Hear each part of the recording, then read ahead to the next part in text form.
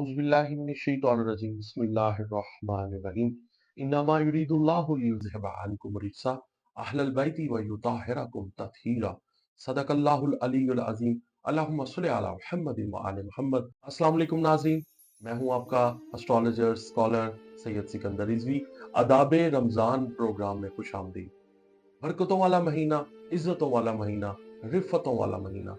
آج ہم بات کریں گے سحری کے فوائد کیا ہوں گے، آج ہم بات کریں گے نیت کتنی ضروری ہے۔ یہ ماہ رمضان المبارک ہماری زندگی میں بہت برکتیں لے کر آتا ہے، بہت رفتیں لے کر آتا ہے، بہت عظمتیں لے کر آتا ہے۔ اللہ رب العزت کا خوبصورت مہینہ، مہمان مہینہ۔ تو آج ہم اس کے اوپر انشاءاللہ طویل بات کریں گے کہ اس کے فوائد کیا ہوتے ہیں، اس کی عظمت اور رفت کیا ہوتی ہے۔ ہم آج اس پروگرام میں بات کریں گے سحری کے فوائد کیا ہیں، افطار کی جو اللہ رب العزت نے برکتیں چھپا کر رکھی ہیں اس کی کیا عظمتیں اور رفتیں ہیں۔ تو آج ہم بات کریں گے رمضان المبارک میں روزہ رکھنا، چونکہ آپ کو پتا ہے کہ فرض عبادت ہے اور اس کی قبولیت کا جو دار و مدار اور نیت پر ہوتا ہے۔ تو نبی کریم صلی اللہ علیہ وآلہ وسلم نے فرمایا کہ اعمال کا دار و مدار نیتوں پر ہے۔ یہ صحیح بخاری میں حدیث شریف ہے۔ اور روزے کی نیت کی بات کی جائے تو نیت دل کے ارادے کا نام ہے۔ الفاظ ادا کرنا ضروری نہیں ہوتا، مگر بہتر ہے کہ دل میں ارادہ مضبوط ہو۔ سحری کے وقت ہمیشہ نیت کرنا سنت ہے۔ چونکہ آج ہمارا پروگرام جو ہے اس میں سحری کے جو کرنے کے اوقات ہیں، سحری کی لذت کیا ہے، سحری کا اجر و ثواب کیا ہے۔ سحری کے وقت نیت کرنا سنت نبوی صلی اللہ علیہ وآلہ وسلم ہے، اور سحری خود ایک برکت والا عمل ہے۔ الحمدللہ ثم الحمدللہ، اللہ رب العزت ہمیں سحری کا انتظام کرنا اور اس میں جو خوشیاں سمیٹنی نصیب فرمائے، اللہم آمین۔ حدیث شریف صلی اللہ علیہ وآلہ وسلم میں آتا ہے سحری کرو کیونکہ سحری میں برکت ہے۔ یہ صحیح مسلم میں صحیح حدیث موجود ہے۔ سحری کرنے کی عظمت کیا ہے؟ نبی پاک صلی اللہ علیہ وآلہ وسلم فرماتے ہیں سحری کرنے سے نرم رویہ اور حسن اخلاق پیدا ہوتا ہے۔ سبحان اللہ، سبحان اللہ۔ تو روزے کا مقصد صرف بھوکا پیاسا رہنا نہیں ہے، بلکہ اخلاقی بہتری اور روحانی پاکیزگی حاصل کرنا ہے۔ نبی کریم صلی اللہ علیہ وآلہ وسلم نے فرمایا روزہ مومن کی ڈھال ہے۔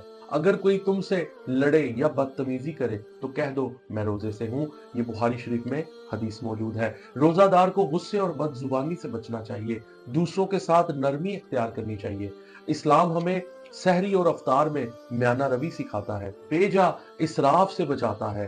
قرآن مجید فرقان حمید میں ارشاد ہوتا ہے کھاؤ اور پیو اور حد سے تجاوز نہ کرو۔ سورہ اعراف آیت نمبر 3 کے اندر اللہ رب العزت کی بہت کامل اور صحیح جو معنی میں مومن کے لیے ہدایت ہے۔ تو بات ہو رہی تھی کہ مومن کی نیت، ایک مسلمان کی نیت کیا ہونی چاہیے۔ تو نیتوں کا دار و مدار چونکہ آپ کے عمل پر ہوتا ہے، تو روزے کی نیت خالص خالص خالص اللہ رب العزت کے لیے ہونی چاہیے، چونکہ یہ اللہ کا مہینہ ہے۔ یہ ہم جو بھوکا پیاسا رہتے ہیں یہ اس کی رضا کے لیے رہتے ہیں۔ زکوٰۃ دیتے ہیں اللہ راضی ہو جائے، روزہ رکھتے ہیں اللہ ہم سے راضی ہو جائے، وہ پروردگار ہم سے راضی ہو جائے۔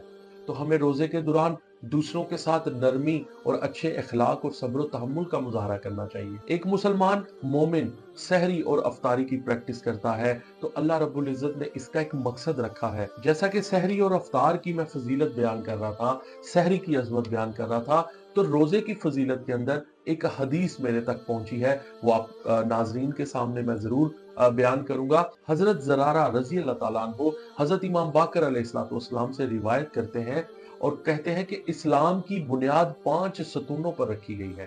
وہ 5 ستون یہ ہیں، اول نماز ہے، پھر روزہ ہے، حج ہے، زکوٰۃ ہے اور ولایت اہل بیت۔ یہ صحیح حدیث ہے جو اصول کافی میں موجود ہے۔ آقا کریم صلی اللہ علیہ وآلہ وسلم کا فرمان اقدس ہے کہ خدا نے فرمایا، یہ وہ ہمیں خبر دیتے ہیں کہ خدا نے فرمایا کہ روزہ خاص میرے لیے ہے اور میں اس کی جزا دوں گا۔ سبحان اللہ، سبحان اللہ۔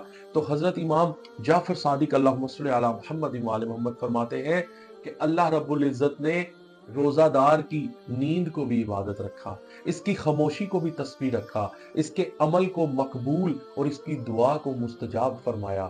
روزہ جہنم سے بچانے کی ڈھال ہے۔ روزہ کے آداب بہت زیادہ ہے۔ روزہ کے جس طرح کچھ روحانی فوائد ہیں، کچھ جسمانی فوائد ہیں، इसी तरह रोजा के बहुत सारे आदाब भी हैं। तो मैं चाहता हूं कि हम रोजा के कुछ आदाब पर हम गुफ्तगू करें।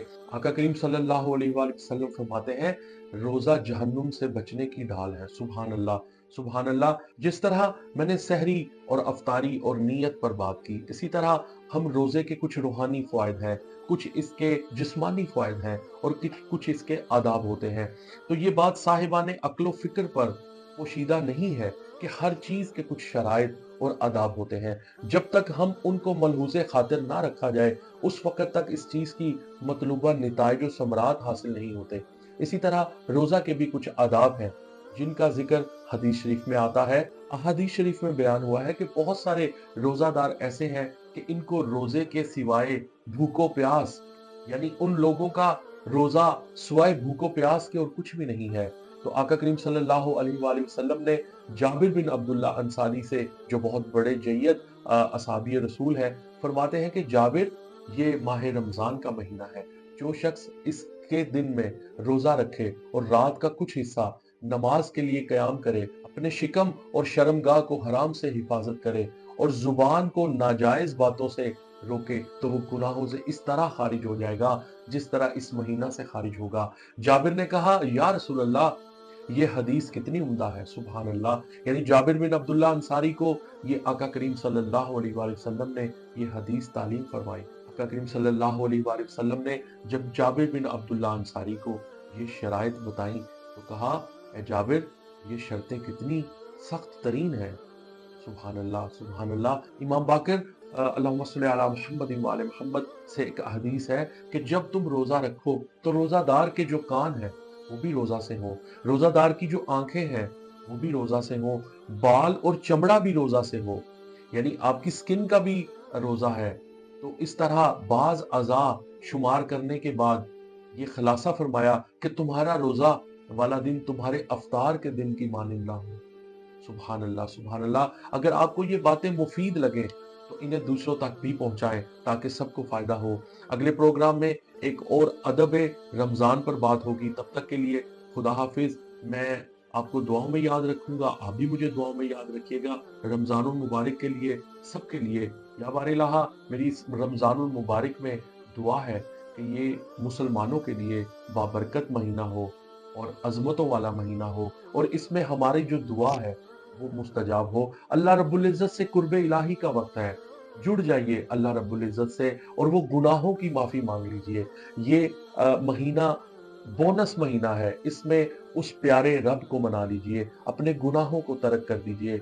अगर कोई रिश्वत लेता है तो तर्क कर दे। इस महीने में अपने ईमान को ताज़ा कीजिए। इस महीने में अपने आप को अल्लाह से अहद बांधिए कि या बारे ताला, हमें इस महीने की अजमत से, बरकत से हमें फायदा दे और इसमें हमारे तमाम गुनाहों को माफ फरमा दे।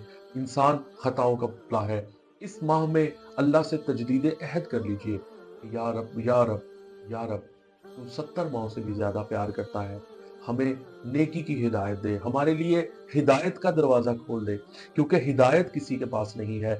हिदायत तू चाहे या बारे इलाहा, अगर तेरी तरफ हिदायत है तो वो अजमतों का जो दरवाजा है, रिफ्फतों का जो दरवाजा है, वो खोल दे। ऐ परवरदिगार, तू मुझको नेकी की हिदायत दे दे, मुझे वो सब्र अता कर जो सब्र का मयार तूने रखा है। या बारे इलाहा, वो ईमान मुझे अता फरमा जिस ईमान को तू पसंद करता है। या बारे इलाहा, तमाम मुसलमानों की इबादतों को कबूल फरमा, तमाम मुसलमानों की सदका खैरात ज़कात को महफूज फरमा और हमें ज़्यादा से ज़्यादा अपने जो भूखे प्यासे दाएं बाएं जो मसाकीन हैं, गुरबा हैं, हमें उनका भी ख्याल रखने की तौफीक अता फरमा। अल्लाहुम्मा आमीन। अपना बहुत ख्याल रखिएगा। अल्लाह रब्बुल इज़्ज़त आप तमाम लोगों को इस तमाम महीने में इबादत करने की तौफीक अता फरमाए। अपना बहुत ख्याल रखिएगा। खुदा हाफिज़।